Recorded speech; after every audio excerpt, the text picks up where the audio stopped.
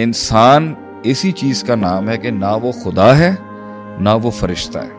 इंसान फरिश्ता होता तो उससे गुनाह नहीं होते, और अगर इंसान खुदा होता तो वो गुनाह करने की उसके साथ ये सिलसिला हो नहीं सकता। अल्लाह ताला के साथ तो ये कॉन्सेप्ट ही नहीं है ईवल का। अल्लाह तो खालिक के कायनात है। तो जब आप की गलती आपके सामने खड़ी हो गई है तो आप उस गलती के अंदर हुआ हुआ जो ह्यूमन एरर है, इंसानी फ्लॉ जो है, उसको एक्सेप्ट करने से क्यों चोर दरवाजे ले रहे हैं?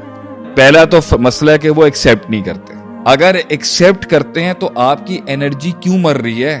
क्योंकि आप अपने आप को खुदा समझते थे। इंसान इस पे अल्लाह बने बगैर, शैतान बने बगैर और फरिश्ता बने बगैर ही चलेगा।